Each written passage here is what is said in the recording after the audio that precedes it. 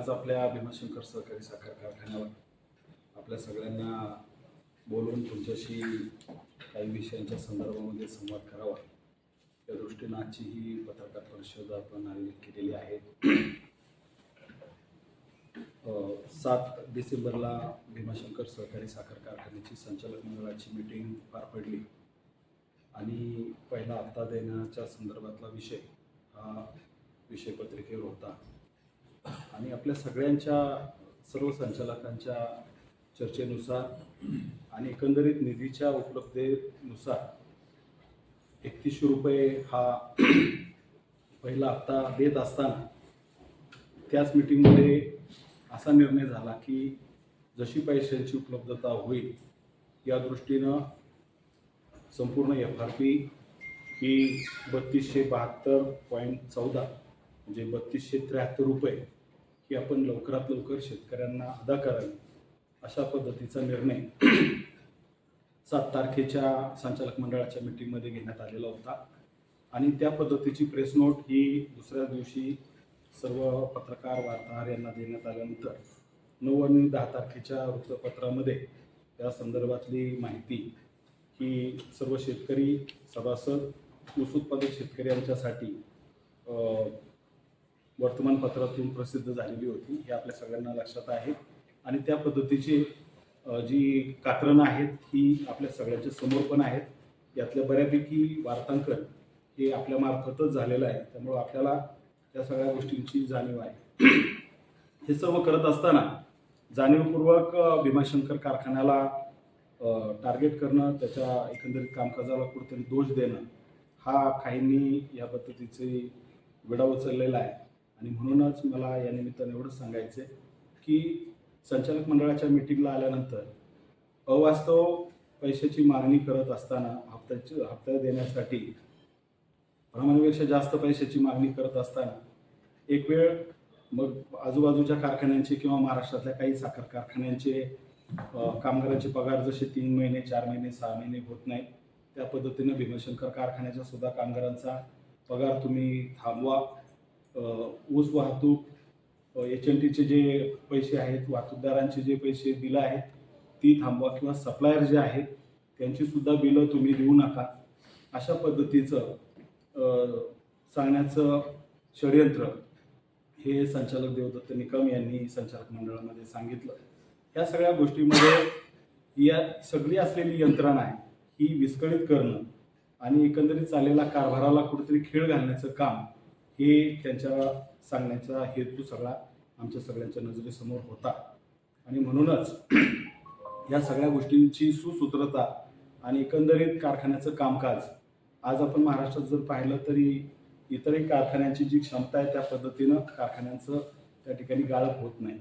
आज under capacity त्या ठिकाणी क्रशिंग होत आहे पण भीमाशंकर कारखान्याचा कारभार हा आदरणीय नामदार वळसे पाटील साहेब यांच्या दूरदृष्टीतून त्यांच्या मार्गदर्शनाखाली त्यांच्या नेतृत्वाखाली चांगल्या पद्धतीनं चालला आहे आणि त्यामुळंच भीमाशंकर कारखान्याचा एकंदरीत पहिल्या दिवसापासूनचं जे क्रशिंग आहे हे चांगल्या क्षमतेने झालेलं आहे आणि आज गळीत हंगाम आज तर 23 तारीख आहे 23 डिसेंबर आणि आजपर्यंत 4,13,760 मेट्रिक टनाचं गाळप या ठिकाणी भीमाशंकर कारखान्याने केलेलं आहे. 8,500च्या आसपास आपलं रोजचं डेली क्रशिंग आपलं भीमाशंकर कारखान्याचं होतं आहे आणि एकंदरीत नोंदणीप्रमाणे त्या पद्धतीची तोड आपली कारखान्याने चांगल्या पद्धतीनं शेती विभागानं नियोजन केलेलं आहे. संचालक मंडळ जशा पद्धतीचे निर्देश देईल त्या पद्धतीनं तोडणी प्रोग्राम त्या ठिकाणी राबवला जातो. आता ह्या सगळ्या गोष्टी करत असताना मुळातच संचालक मंडळाच्या मीटिंगमध्ये हे ठरलेलं होतं की 3100 रुपयाचा बाजारभाव देत असताना महाराष्ट्रामध्ये किंवा विशेष करून पुणे जिल्ह्यामध्ये सुद्धा 1-2 कारखाने जर सोडले तर इतर कोणत्याही कारखान्यांनी हा पूर्ण FRP दिलेली नव्हती. आपण संचालक मंडळाच्या मीटिंगमध्ये हे सांगितलेलं होतं की आपण आज 3100 रुपये देऊ आणि जर लवकरात लवकर पैशाची उपलब्धता झाल्यानंतर निधीची उपलब्धता झाल्यानंतर आपण पूर्ण FRP देण्याच्यासाठीचं सुतोवाच संचालक मंडळामध्ये सर्व संचालकांनी आणि विशेष करून चेअरमन बाळासाहेब बेंडे पाटील यांनी केलेलं होतं आणि त्यानुसार आपल्याला निधीची उपलब्धता झाली आणि त्याप्रमाणे आज आपल्या पूर्ण FRP शेतकऱ्यांच्या खात्यावर वर्ग होत आहे. आता दुसरा एक विषय त्यांनी मगाशी त्या ठिकाणी मांडला की भाग विकास निधीच्या बाबत खेळापतीसारखा त्या ठिकाणी भाग विकास निधी वापरला जातो आणि वाटला जातो. कारखान्याने ऊस उत्पादक शेतकऱ्यांच्या बिलातून कपात केलेला भाग विकास निधीचा शासनाच्या मार्गदर्शक सूचनांनुसार माननीय संचालक मंडळ व वार्षिक सभेच्या मान्यतेनुसार सार्वजनिक उपक्रमांसाठी त्याचा विनियोग करण्याचं आपल्या वार्षिक मीटिंगची मान्यता घेऊन त्या पद्धतीनं वेगवेगळ्या गावांमध्ये या भाग विकास निधीची कामं करण्यात आलेली आहे हे त्यांना सुद्धा माहीत आहे. राज्यामध्ये नाही तर संपूर्ण जिल्ह्यामध्ये जरी आपण विचार केला तर सगळे साखर कारखान्यांनी पुढेही FRP ही पहिला हप्ता त्या ठिकाणी पूर्ण केलेला नव्हता आणि एखाद्या 2 कारखान्यांनी केलेला असताना सुद्धा आपलं स्वतःचं म्हणणं आपण स्वतः कारखान्यामध्ये या ठिकाणी संचालक मंडळाने सांगितलेलं होतं. त्या पद्धतीनं आपण आज त्याची पूर्तता केलेली आहे. शेअरच्या बद्दल सुद्धा काही शेतकऱ्यांना आणि लोकांना त्या ठिकाणी लोकांची डोकी भडकवण्याचं काम हे महाशय या निमित्तानं करतायत. मला या निमित्तानं एवढंच सांगायचं आहे की सतत ऊस पुरवठा करणाऱ्या ऊस उत्पादकांना कारखान्याचे सभासत्व देण्याच्या दृष्टीनं कारखान्याच्या शेती स्टाफच्या मार्फत आपण पत्रव्यवहार सुरू केलेला आहे. हे सुद्धा या महाशयांना माहीत आहे आणि जाणीवपूर्वक आता हे सभासत्व मिळणारच आहे.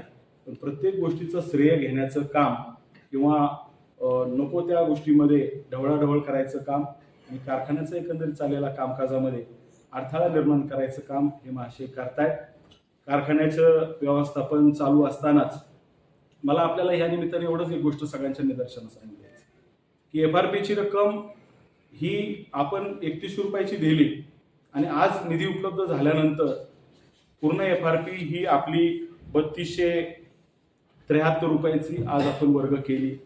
पण देवदत्त निकम हे चेअरमन असताना यांच्या कार्यकाळामध्ये 10 वर्षाची कालावधीमध्ये चेअरमन होते. त्यावेळेस सुद्धा 2 वेळा 2013-14च्या हंगामामध्ये निव्वळ FRP ही 2109 रुपये 93 पैसे प्रति मेट्रिक टन असताना सुद्धा 2100 रुपयाचा पहिला हप्ता त्या ठिकाणी अदा करण्यात आलेला होता आणि उर्वरित रक्कम ही दुसऱ्या हप्त्यामध्ये त्या ठिकाणी देण्यात आल्यानंतर ती FRP पूर्ण झालेली होती. इतकंच नाही तर 2014-15 मध्ये सुद्धा हे चेअरमन असताना ही हंगाम निव्वळ FRP ही 2129.73 प्रति मेट्रिक टन असताना पहिला हप्ता हा 1800 रुपये प्रति मेट्रिक टन व दुसरा हप्ता 76.24 प्रति मेट्रिक टन आणि तिसरा हप्ता अंतिम पेमेंट स्वरूपामध्ये 253.73 प्रति मेट्रिक टन असं 3 टप्प्यामध्ये 2130 रुपये शेतकऱ्यांना अदा केलेले होते. याच्याबद्दलचं सुतोवाच ते कधी केलेलं नाही, परंतु कारखाना हा व्यवसाय आहे, हा बिझनेस आहे आणि जसजशी पैशाची उपलब्धता होईल त्या पद्धतीनं शेतकऱ्यांच्या हिताला लक्षात ठेवून आपण त्या ठिकाणी शेतकऱ्यांच्या हिताचे निर्णय आपण घेतलेले आहेत. त्याच्यामध्ये एका बाजूला बाहेर गेल्यानंतर शेतकऱ्यांबद्दल कामगारांबद्दल आस्था दाखवायची आणि इथं आल्यानंतर कामगारांचा पगार थांबवा, वाहतूकदारांचे पैसे थांबवा, सप्लायरचे पैसे थांबवा, अशा पद्धतीचे काहीतरी विसंगत भूमिका मांडायची ही शोभनीय गोष्ट नाही. आता त्यांच्या बोलण्यामध्ये 2-3 गोष्टींचा उल्लेख होता. भीमाशंकर टॉपलाच होता, टॉपलाच राहायला पाहिजे, परंतु आम्ही या निमित्तानं त्यांनाही सांगू इच्छितो भीमाशंकरचं कामकाज हे कालही चांगलं होतं, आजही चांगलं आहे आणि उद्यासुद्धा चांगलं असेलच. कारण नामदार वळसे पाटील साहेबांचं दूरदृष्टीचं नेतृत्व, त्यांचं मार्गदर्शन हे आपल्याला या ठिकाणी पाहायला मिळतं आणि त्यामुळं भीमाशंकर कारखान्याच्या नावलौकिकामध्ये नेहमी आपल्याला त्या ठिकाणी भर पडताना दिसते. इतर कारखान्यांच्या बाबत काही वेगवेगळ्या त्यांनी भूमिका मांडल्या, परंतु योग्य वेळामध्ये त्याची त्या ठिकाणी उत्तरं दिली जातील. ग्रीन वर्ल्ड पुरस्कार हा परवाच्या दिवशी भीमाशंकर कारखान्याला मिळाला आणि सहकारामध्ये दीपस्तंभासारखं काम करणारे अनेक ज्या काही संस्था आहेत याच्यामध्ये लाला अर्बन बँक असेल, राजगुरुनगर बँक असेल, शरद सहकारी बँक असेल, भीमाशंकर सहकारी साखर कारखाना असेल, दौंड शुगर असेल, माळेगाव कारखाना असेल, अशा अनेक संस्थांचा उल्लेख करता येईल की त्यांना या ग्रीन वर्ल्ड फाउंडेशनच्या माध्यमातून पुण्याला सन्मानित करण्यात आलेलं आहे. पण हे महाशय सांगतायत की कुठेतरी पैसे देऊन हे पुरस्कार घेतले जातात. माझा या निमित्तानं त्यांना हा एक सवाल आहे की तुमच्या काळामध्ये सुद्धा कारखान्यांना जे काही पुरस्कार मिळाले हे काय पैसे देऊन मिळाले का गुणवत्तेवर मिळाले याचं सूतवाच त्यांनी या निमित्तानं करावं. आणि आपली मर्यादा, आपली एकंदरीत वकूफ ओळखून त्यांनी कारखान्यावर आदरणीय नामदार वळसे पाटील साहेबांवर टीका टिप्पणी करावी. जशाच तसं उत्तर देण्याची भूमिका राष्ट्रवादी काँग्रेस पक्षाची राहील. आपण नको त्या कामाचं श्रेय घेण्याचं भानगडीत पडण्याच्या पेक्षा हे जे ठरलेलं होतं ते आम्ही दिलेलं आहे आणि ती पूर्तता केल्यानंतर आज तुम्ही जर आनंद उत्सव साजरा करत असाल तर नामदार वळसे पाटील साहेब दूरदृष्टीचे नेते आहेत. त्यांनी घेतलेल्या गोष्टीचं जर तुम्ही इथे येऊन जर स्वागत करत असाल तर तुम्हाला योग्य रस्ता सापडला की काय असं आम्हाला त्या निमित्तानं वाटतं. हे सगळे प्रकार ते स्थानिक स्वराज्य संस्थांच्या निवडणुका जवळ आल्यामुळे करतायत का? नेहमी एक गोष्ट लक्षात येते की नेहमी माणूस चर्चेत राहण्याच्या दृष्टीनं काही ना काहीतरी क्लुप्त्या त्या ठिकाणी शोधण्याचा प्रयत्न करत असतो. आणि आता स्थानिक स्वराज्य संस्थांचं बिगुल वाजलेलं आहे आणि कुठंतरी आपण चर्चेत राहावं, आपल्या भोवती काहीतरी विषय केंद्रित राहावेत या उद्देशानं आज त्यांनी हा पोरकटपणा जो केलेला आहे तो त्यांना शोभणारा नाही. कारखान्याने ठरवलेलंच होतं FRP पूर्ण देण्याची आणि ती निधीच्या उपलब्धतेनुसार आपण दिलेली आहे. फक्त विषय आपल्या अवतीभोवती राहावेत या उद्देशानंच त्यांनी ही स्टंटबाजी केलेली. वैयक्तिक जीवन पण असतं. आता मी 15 वर्ष सार्वजनिक जीवनामध्ये काम करत असताना भीमाशंकर कारखान्याचा संचालक आणि 3 वर्ष भीमाशंकर कारखान्याचा व्हाईस चेअरमन म्हणून मी काम करतोय. हे करत असताना महाराष्ट्रामध्ये सुद्धा काही दौऱ्यावर जात असताना वेगवेगळ्या साखर कारखान्यांना भेटी देण्याचा योग आला. माझ्या आमचे सहकारी कारखान्याचे संचालक हे सुद्धा बऱ्याच वेळा असतात. आम्ही किसनवीर कारखाना, राजाराम बापू कारखाना, अगदी जवाहर कारखाना कलाप्पा अण्णा आवाड्यांचा, तो पांडुरंग सहकारी साखर कारखाना, अशोक कारखाना, कोल्हे कोपरगावचे कर्मयोगी शंकरराव कोल्हेंचा कारखाना असेल, शंकरराव काळेंचा कारखाना असेल, अशा अनेक कारखान्यांना ज्यावेळेस मी भेटी दिल्या त्यावेळेस त्यातली एखादी गोष्ट आवडली तर ती मी त्या काळात सुद्धा स्टेटसला ठेवलेली आहे. सहकार चळवळीचा कार्यकर्ता असल्यानं आपल्या बाजूच्या कारखान्याने 2 लाखाचं क्रशिंग केलं आणि त्याच दिवशी भीमाशंकर कारखान्याने 5 लाखाचं क्रशिंग केलेलं होतं. तालुक्यातून किंवा परिसरातलं 3 लाखाचं क्रशिंग केलेलं होतं. असं एकूण 5 लाखाचं क्रशिंग झाल्यानंतर आपल्या तालुक्यातलं मोठ्या प्रमाणात क्रशिंग झालं ही त्या पाठीमागची भावना होती. ज्यावेळेस भीमाशंकर कारखान्याला नॅशनल फेडरेशनचा किंवा वसंतदादा शुगर इन्स्टिट्यूटचा पुरस्कार मिळतो आणि योगायोगानं बाजूच्या विग्नर कारखान्याला सुद्धा जर पुरस्कार मिळतो त्यावेळेस सुद्धा मी त्या दोन्ही कारखान्यांचे स्टेटस ठेवलेले आपण सगळ्यांनी पाहिलेले असतील. तर एखाद्याचं कौतुक करत असताना इथं काही कमीपणाची गोष्ट नाही. मी त्यांनी बंद पडलेल्या पतसंस्थेचं तर स्टेटस ठेवलं नाही किंवा त्याच्याबद्दल काही भाष्य केलेलं नाही, त्यामुळे त्यांच्या पोटात दुखायचा काही विषय येत नाही. त्यांनी तुमचं स्टेटस ते तुमचं पाहतं त्याचा अर्थ नेमकं काय आहे?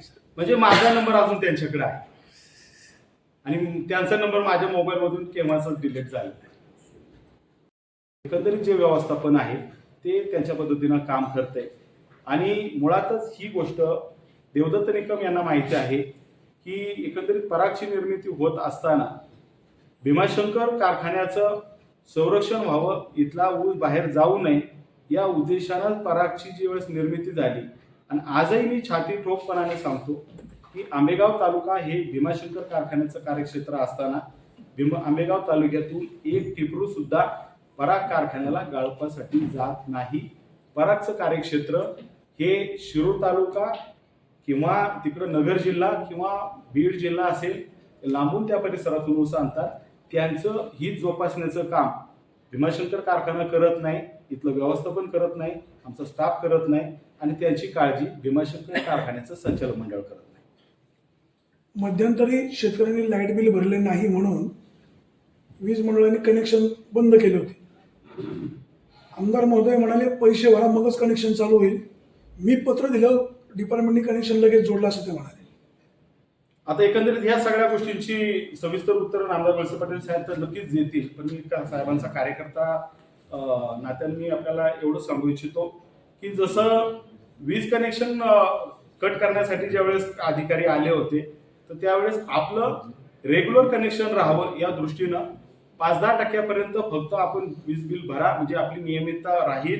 अन्यथा आजही त्यांच्यावर ही टांगती तलवार आहे आणि एखाद्याच्या पत्रामुळे ते नियमित झालंय असं म्हणणं तेवढं सोयीस्कर नाही. त्याच काळामध्ये आपल्याला आठवत असेल की मराठवाड्यामध्ये फार मोठं पुरानं थैमान घातलेलं होतं आणि महाराष्ट्र शासनाचाच हा नियम होता की आता कोणाची वीज कनेक्शन जोडू नका. आता जर महाराष्ट्र शासनाने जर शेतकऱ्यांची वीज कनेक्शन जोडू देण्याचं श्रेय जर एखादी व्यक्ती घेत असेल, भीमाशंकर कारखान्याने FRP देण्याचं जर ठरवलं असेल आणि त्याचं क्रेडिट घेणारा एखादा व्यक्ती असेल तर मग अशी आमच्या कार्यकर्त्यांनी खूप चांगल्या पद्धतीने सूचना केली, परंतु ती असाल त्याचं त्याला कळायला पाहिजे.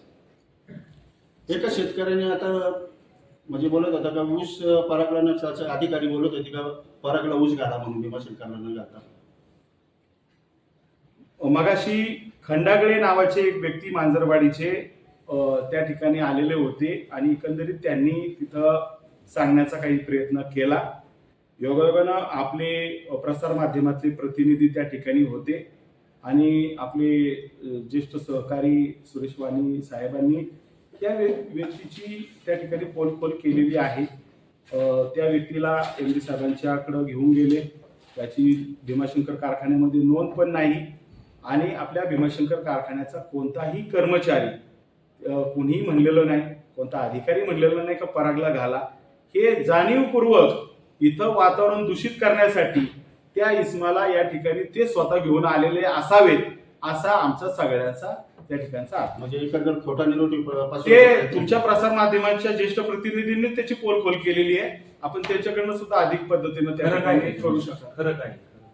खरं त्या व्यक्तीच्या या ठिकाणी कुठेही ऊसाची नोंद नव्हती आणि भीमाशंकर कारखान्याचे एक धोरण आहे, एखाद्या घरामध्ये जर काही वादविवाद असतील, वाटपामध्ये काहीतरी विसंगती असेल आणि एखाद्या व्यक्तीने जर ऊस लावला तर त्याबद्दलची हरकत ही त्या कुटुंबातील व्यक्तींनी पहिल्या 60 दिवसामध्ये म्हणजे 2 महिन्यामध्ये घ्यावी अशा पद्धतीची नियमच आपण या ठिकाणी केलेला आहे.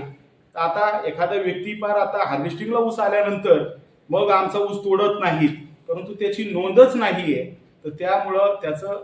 या बातमीचे प्रायोजक आहेत Sita Motors service and spares. आमच्याकडे सर्व प्रकारच्या 4 व्हीलर गाड्यांची कामे काळजीपूर्वक व योग्य दरात केली जातील. आमचा पत्ता जुना चांडोली रोड, सिद्धिविनायक वजन काट्या शेजारी 40 बंगला, मंचर, तालुका आंबेगाव, जिल्हा पुणे. संपर्कासाठी क्रमांक 95 61 73 56 67.